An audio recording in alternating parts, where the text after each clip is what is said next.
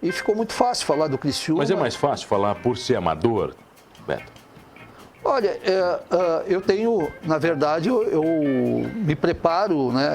A condição ficou fácil, porque futebol, eu desde os 10, 13 anos, vendo TV, assistindo futebol por televisão, ao vivo no Heriberto Rios, escutando, eu com 10 anos, almoçava, chegava do Michel Marista, almoçava, ia para o carro do meu pai na garagem, ligar na rádio para escutar o esporte aqui, não lembro se era Eldorado, Difusora, Clésio Búrigo, aquele pessoal todo. Oferecimento: Giasse Supermercados, pequenos preços, grandes amigos. E Unesc, formação e inovação para transformar o mundo.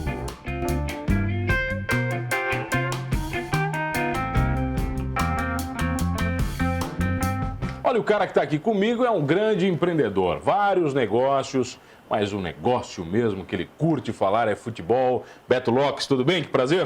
Tudo bem, mano, prazer. É Beto Norberto. O nome oficial é Norberto, né? Vem de onde? É uma história engraçada, né? A minha mãe foi interna, lá na década de 40, foi interna do Colégio de Irmãs de Freiras de Forquilinha, que existe até hoje, um grande colégio, né? E na época, praticamente todas as irmãs freiras vinham da Alemanha, a diretora era a irmã Norberta, né? E incrível que pareça, tenho duas irmãs mais velhas e o normal seria minha mãe colocar, né, homenagear Norberta com as minhas irmãs. Não, passou as minhas duas irmãs e aí ela homenageou a diretora. A Madre Superiora? Madre Superiora, irmã Norberta, alemã nata, né? Com o meu nome Norberto, né? E mais tarde, já na adolescência, numa feira que teve no colégio, eu a conheci pessoalmente, né? A Dita Cuja? A Dita Cuja, a irmã Norberta. Então, era brabo ou não?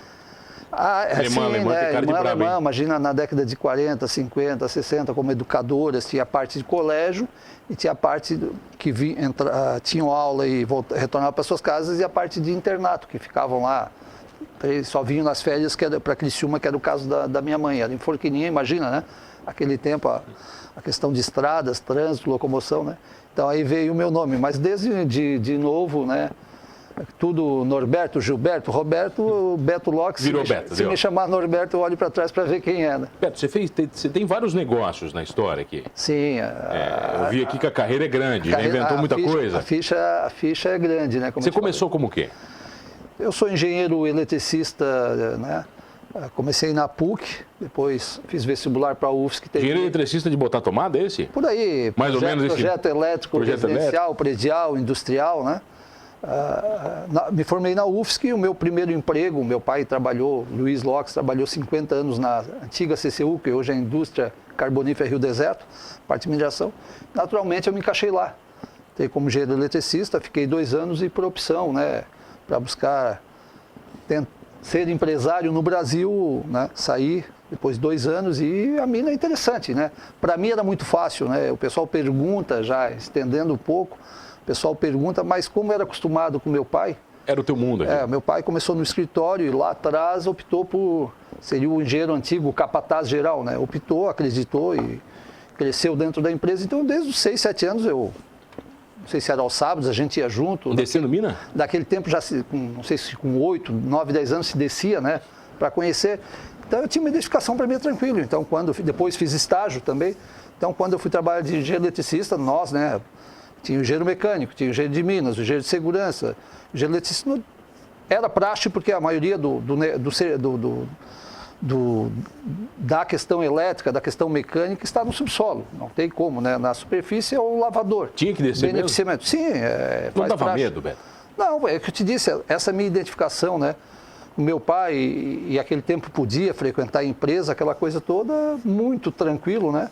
Tu desce num tipo elevador, numa gaiola, termo popular nas minas, 70 metros, outros são um pouquinho mais, 120, super tranquilo lá embaixo, uma temperatura ambiente boa, claro, muita água, muita umidade. Mas para mim, depois que no ramo atual, aí sim assusta, né? Num prédio, num elevador externo de obra, tu subir lá 10, 12, 15 andares. Dá mais medo que descer? Total. Eu atendo algumas empresas no Rio Grande do Sul, a minha empresa tem origem lá, a empresa atual. Dá medo, apesar de a tecnologia de elevadores externos para a construção civil, toda a segurança, todas as normas, assusta. Para mim, para o subsolo, não. Tá, e tinha apelido na Mila ou não? Não. Todo mundo na mina tem apelido. Na mina tem, mas a gente como, né, pelo cargo... chefe deles não dava apelido? Chefe, né, a gente ficava meio constrangido, doutor, claro. Doutor, engenheiro não é doutor, claro, se eu fizesse um doutorado, mas mesmo assim não... Chamavam de doutor? Jamais permitiu, engenheiro, então ficou engenheiro Beto, normal. Mas mina a gente, como convivi sempre, quando eu não trabalhava com meu pai e depois do tempo, e na continuação eu fiquei prestando um ramo de terraplanagem para a CCU Rio Deserto. Mas isso era outro negócio. Sim, outro negócio da sequência. Então eu sempre tive contato. Então, aí apelidos, né, são amplos, alguns que não podem ser... Quantos negócios você teve até hoje? Eu fui engenheiro, comecei com a Transportes, que era transportes e terraplanagem com meu pai, depois surgiu uma oportunidade em Araranguá, com a Dibesul Bebidas, compramos. Foi vender bebida? Coca-Cola e Kaiser, né? Coca-Cola era muito fácil. Não, você vendia Coca-Cola, Kaiser você não vendia. Kaiser era difícil. Mano, brincando para a região, eu fiz um bom trabalho. Eu tinha, né, junto com os donos de bares, lanchonete, eu fazia um bom trabalho. Para proporcional ao tamanho da minha região, que era de Maracajá, a divisa com o Rio Grande do Sul, Passo de Torres, eu conseguia vender bem a 600. Quando surgiu a Kaiser Summer, que era uma long neck draft tipo a Sol, tipo a Corona hoje, consegui fazer um trabalho. Em 98 eu fechei a principal bar no Calçadão, que era o Plaza, foi todo decorado para a Copa do Mundo. Tudo Kaiser. Quem estava tomando, se o Brasil fizesse um gol, tomava de brinde, o garçom de graça por conta. Fizemos um trabalho formidável, né? Então, realmente, claro... Uma vez eu li que a Kaiser é uma grande cerveja, você precisa de 2 para tomar uma. Sim, é verdade. É verdade isso aí? Então, tem assim, claro, a gente sabe a dificuldade contra uma escola na época. Na época de 95 a 2000, a escola mandava, né? Mas consegui, sim, fazer um bom trabalho. Aí surgiu a oportunidade de venda e voltamos para transportes, para Criciúma. Né? Ganhou dinheiro com bebida ou não? Uma época, sim. No início, sim, né? O que ocorreu, né? Quem acompanha que tem noção. O vidro, quando tu vendia que chama-se KS, mas a Coca-Cola pequena de vidro, a 1 litro, a cerveja, garrafa 600, tudo retornável. Quando o consumidor tomava uma Coca, tomava uma Kaiser na tua região, esse vasilhame voltava e ia encher na fábrica. Então, tu tinha a revenda. O descartável, não. Descartável atacado poderia vender a região. Tu toma um descartável aqui, tu pode tomar uma Pepsi no outro dia. Não, aquela latinha não vai ser enchida. E o vasilhame tinha essa situação. Depois, tu inicia lá em 95, eu lembro quando eu estava aqui em Criciúma, depois eu fui morar em Araranguá, tu ia no mercado, praticamente a PET, 2 litros, que todo mundo conhece, tudo existia. Era Minuano Limão, Coca-Cola, Fanta, tudo litro. Chegou lá, começou o choque, foi muito rápido. Então, questão de... Essa troca de 3 anos, no final lá, 98, 99, principalmente no verão, o caminhão saía carregado e 15, 20% era retornável. O resto descartável. E na venda do descartável, o teu negócio, a margem era menor. Então, as coisas mudaram. Então, quem conhece o ramo, qualquer cidade pequena, Morro da Fumaça, Uruçanga, Araranguá, Média, Criciúma, tinha no mínimo 6 distribuidores. Tinha o da Coca-Cola Kaiser, da Antártica, da Brahma, da Skol, Belco, tinha dois distribuidores sem bandeiras. Hoje, praticamente, hoje não, já na época de 2000 em diante, sumiu tudo. Praticamente tem fábricas tipo aqui, quem vende é a própria fábrica. Já vende dentro. É a antiga Vompar, hoje negociaram com uma empresa mexicana, não lembro o nome, ficou a Ambev, um distribuidor da Ambev com as 3 cervejas e um da Skin. Então, para ver como o mercado, isso por certo lado é bom, porque se não fosse dinâmico, perderia um pouco a graça, né? Então, essa questão de tu ter cada cidade pequena de 4, 5, 6 distribuidores, praticamente inexiste, né? Pela mudança, principalmente eu creio, né? Tinha que ter menos distribuidores, porque a tua margem caiu, tu teria que ter mais volume. Então tem que diminuir os distribuidores, foi mais ou menos isso. E a questão da margem, o descartável, né? Que não é só o distribuidor que vende. Porque eu na Coca-Cola eu tinha exclusividade. De Maracajá a Passo de Torres só eu que vendia. No descartável, mesmo Coca-Cola já podia entrar atacado. A lanchonete podia ir no atacado, hoje como tem... Comprar direto e acabou. Grandes atacarejos aí, né, atacados, aí tu não tem o que fazer. E a paixão pelo futebol?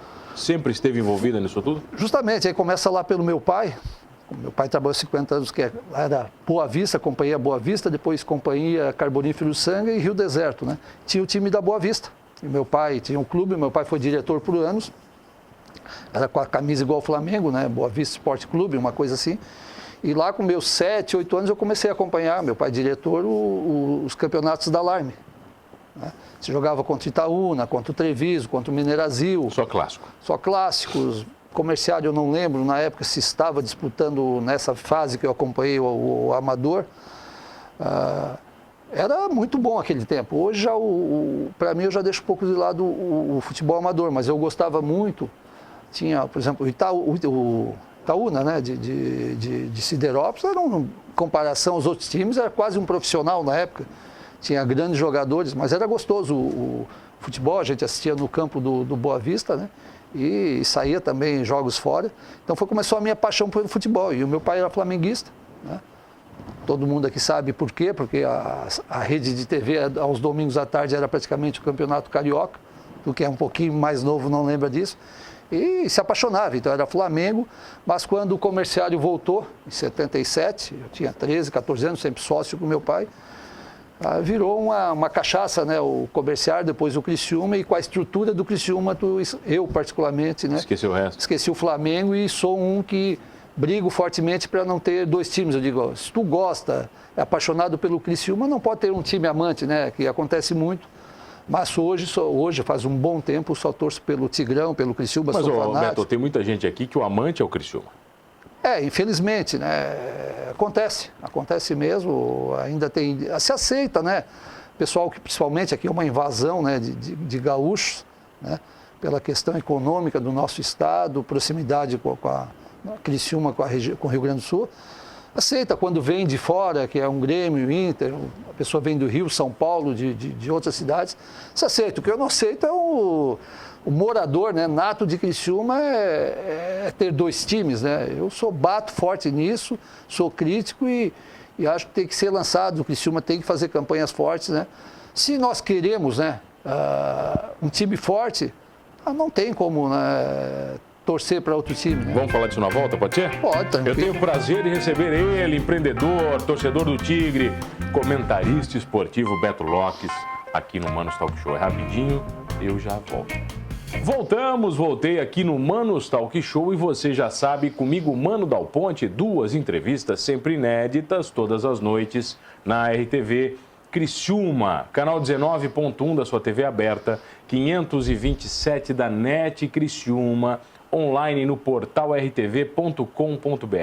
Perdeu um Manos Talk Show fácil? Vai lá no YouTube ou no Spotify, você vai curtir todos os programas completinhos, inclusive este com empreendedor, sócio do Criciúma?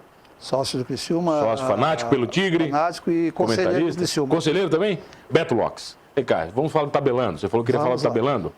Ontem teve cara do tabelando aqui. O Cripa. Parece que o Cripa passou por aqui. O Cripa. Hoje é a tua vez. O Cripa, nós somos comentarista cachaça. Quem não. O tabelando está aí fechando. O que é um comentarista cachaça? O tabelando está fechando 4 anos. Começou como debate numa rádio, né, uma rádio AM aqui da cidade. E em 2018 virou parceria com um provedor de internet. Virou debate e jornada esportiva. Nós temos 2 baitas, temos uma estrutura boa no Heriberto Wilson. Fizemos uma cabine de 2, uma estrutura muito boa, muito organizado, e começamos a fazer jornada e os debates, né?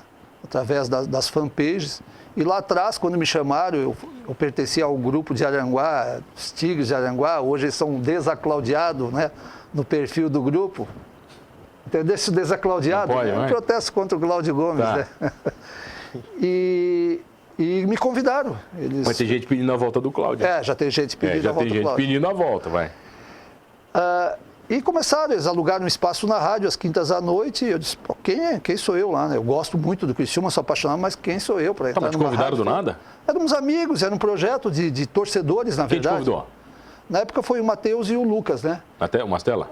Convidaram, e eu não fui na primeira, na segunda, na terceira fui, e aí virou uma paixão, né? Tanto pelo Criciúma, como pela fazer mídia, né? Mídia, falar de futebol, que para mim ficou fácil, porque falar do que tu gosta, do que tu entende, do que tu é apaixonado pelo futebol profissional e principalmente pelo Criciúma, virou muito fácil. E aí só foi, depois com a jornada, em 2018, com a jornada, com jogos ao vivo. Mas mudou muito, né, Beto? Não, mudou bastante, o fator de comentarista de um programa de... Sim, é só debate numa rádio, né? Tinha pouca transmissão, já tinha alguma coisa pelo Facebook.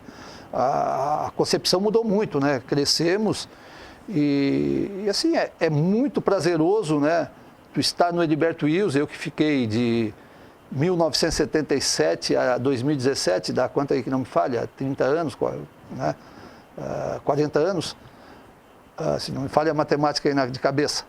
E tu estar lá como comentarista, né? Tu passar lá tem o pessoal da federação que pega o teu documento, a tua credencial, que nós somos... Negócio oficial. Oficial, na Associação de Cronistas, tal.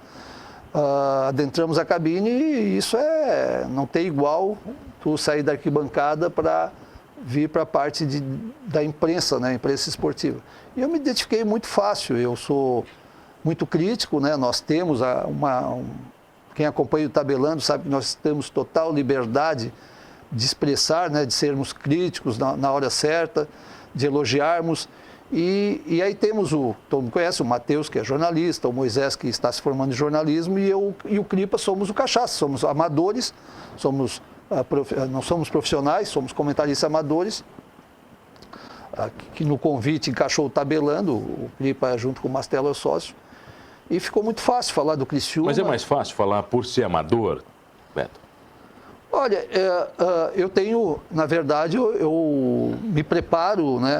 A condição ficou fácil, porque futebol, eu desde os 10, 13 anos, vendo TV, assistindo futebol por televisão, ao vivo no Heriberto Wilson, escutando, eu com 10 anos, almoçava, chegava do Michel, Marista, almoçava, ia para o carro do meu pai na garagem, ligar na rádio para escutar o esporte aqui, não lembro se era Eldorado, Difusora, Clésio Búrigo, aquele pessoal todo. Então tu convive depois Eldorado TV, comentarista, então tu tens uma bagagem aí visual e auditiva escutando, isso aí realmente te dá bagagem para depois ir vendo futebol para falar, né? Então o Cripa, eu brinco, o Cripa é um comentarista, ele é mais calmo na sua... Você é mais explosivo? Na sua fala, eu sou meio explosivo, é meu. E eu gosto muito de falar da parte tática do futebol, eu fico muito restrito à análise tática. A mudança que eu vejo muito, pontualmente eu, de torcedor para comentarista Tabelando, é como torcedor, eu na arquibancada, eu praticamente, pelo meu fanatismo, eu não conseguia ver detalhes do jogo. Eu não conseguia parar para ver.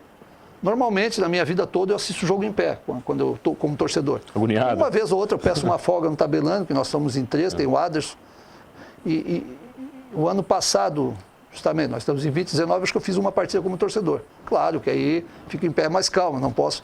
Mas aí como jovem, começou... Xinga muito, Beto? Sempre em pé. Xingava, a época que xingava. A gente tinha a torcida do Bandeira, tinha uma turma lá que ficava atrás do Bandeira. Era até engraçado. Eu sempre disse, né, para mim os jogos do Criciúma, tanto como torcedor, mas principalmente como torcedor, é uma terapia gratuita, né? E o que o Roberto Alves fala, todo mundo conhece, um ícone da mídia, esses dias esteve no Tabelando, ele falou, disse que tinha um médico conhecidíssimo, isso ele falou há 10, 15 anos atrás, 20 anos, tinha um médico conhecidíssimo de Florianópolis, famoso, um profissional bem-sucedido, mas a hora que ele entrava no Orlando Scarpelli para torcer do Figueirense, o Roberto Alves que o homem era irreconhecível. Eu não lembro o nome do médico, mas ele deu o nome do médico, ele disse que o homem mudava totalmente, né? E eu como torcedor também era, né? O torcedor a paixão não é perigosa para o comentarista? Ela não te cega às vezes? Veja bem, né? Nós somos o Tabelando tem o diferencial, ele não esconde, né? Onde ele vai, ele não esconde. Nós torcemos, né? Nós torcemos para o Criciúma. Não tem, né? Não tem como. Nós já tivemos problemas fora, né? Porque, felizmente ou infelizmente, a hora que o Criciúma faz gol, a gente vibra, mesmo fora. O Cripa teve, eu não fui a Pelotas, o Cripa foi contra o Brasil, vibrou. tivemos problema em Tubarão, contra o Avaí. Você não estava no PQP do Mastella? Não, porque o que acontece para o torcedor entender, mano, tu deve saber. A estrutura do Heriberto Wilson é ótima, mesmo para nós que somos da casa, como para a imprensa do time visitante. Mas normalmente nos estádios fora, principalmente Santa Catarina, não tem condições. A equipe tabelando é 4, 5, 6 pessoas, mas se tu for deixar o comentarista, o narrador, o plantão que fica junto e 2 comentaristas, não cabe, no máximo 2 pessoas. Do Avaí é incrível, não é? Um estádio novo, bonito, então não tem essa condição de viajar. Não cabe ninguém dentro da cabine? Não, o Avaí tu entra numa porta, tem várias mini cabines com divisórias que não dá 2 se bobear. E eu fui num jogo há 2 anos atrás, o Criciúma ganhou de virar 2-1, eu fiz um tempo, 45 minutos, o Cripa fez o inicial, eu fiz o final, assisti o jogo de outra cabine. Não tinha condições. Então, por isso que normalmente eu não viajo. Eles são mais novos que eu, estou numa fase eles viajar. Gurizada, deixei eu, né? Beto, convida a galera para curtir o Tabelando, quando voltar ao futebol, né? O Tabelando hoje, nós temos normalmente todas as jornadas do Criciúma, né? No Heriberto Wilson fora, o Tabelando está presente. Vocês estavam ontem ao vivo? Estávamos, e agora... eu estava com vocês. Né? E toda segunda-feira, das 19h30 às 21 horas, o Tabelando pela fanpage não sei se posso falar o nome, claro, da IG Plus, pela Rádio Cocal FM, agora entrou uma rádio comunitária da Próspera ontem, e pela fase Tabelando, torcedor para torcedor, todas as segundas-feiras, 19h30 às 21 horas. Como pela pandemia, né, um momento ímpar, nós estamos fazendo as segundas, quartas e quintas nesse horário, sempre com convidados. Ontem teve o Jairo Lese, né, um artilheiro, campeão da Copa do Brasil, Edmilson Mondardo, que mora aqui em Criciúma, campeão pelo Criciúma 86, centroavante artilheiro, Mazola Júnior, vários convidados, a cada dia nós temos convidados aí, ex-jogadores do Criciúma, ex-treinadores, ícones da imprensa como Miguelito, Miguel Livramento, Roberto Alves. Então, está recheado aí de bons nomes, junto comigo, com o Cripa, com o Aderson, com o Matheus e com o Moisés, fazer o Tabelando. É um programa irreverente, alegre, diferente, né? Verdadeiro, da mídia, né? verdadeiro, porque nós torcemos mesmo, somos da cidade. Troço leve, né? Um pouquinho diferenciado da questão do microfone, até pela mudança do público, né? Que o jovem hoje, goste ou não vai pegar um radinho e ficar escutando, né? Isso é uma pena, por um lado, porque eu sou do tempo do radinho, né? Do radinho, levava radinho jogar ele no Juiz, né? Não cheguei a jogar, mas fiz bastante coisa. Eu e o teu primo, o Joãozinho Bibi, o Joãozinho Dal Ponte. Acredito. Numa decisão, tempo de guri, né? Tempo de guri, fomos o único jogamos um urubu na final contra o Joinville. O Joãozinho conseguiu. Dentro do campo? Sim, nós tínhamos a casa e a chácara, não tinha pé de goiabeira, laranja. Eu botei o urubu na camponeira. O Criciúma era azul ainda, enchemos de enfeite azul. E eu dava carne para o urubu não comia. É incrível. Não, é sério isso. Ele queria, né? Imagina quantas prisões dava hoje. Sim, não, bastante teve. O Joãozinho, eu tive o prazer de levar o Joãozinho num programa de rádio, e ele contou algumas histórias que ele não poderia contar. Sim, e ele contou. Ele contou, isso é bom. Principalmente a mala branca, ele tem bastante história. Ele contou da mala, algumas viagens de mala ele contou. J. Malucelli, pela Série C em Curitiba, mala branca, né? Não mala preta. Junto com o Manene, em Chapecó, Chapecoense e Avaí, junto com Madeirinha. Imagina a festa, a viagem daqui a Chapecó, João de Deus, Bibi com Madeirinha, né? 2 figuras, né? E uma mala cheia de dinheiro. Uma mala cheia de dinheiro, né? Aquele aparato todo, bastante dinheiro. Então, o futebol nos traz isso, né? Traz essas coisas. Beto, obrigado boas. Pela presença, cara. Obrigado, prazer. Eu que agradeço. Um abraço a todos. Um abraço a você, muito obrigado a você que está comigo todas as noites. Não esqueça de uma coisa, gostando ou não de futebol, cheio ou não de histórias, somos todos humanos. Oferecimento: Giasse Supermercados, pequenos preços, grandes amigos. E Unesc, formação e inovação para transformar o mundo.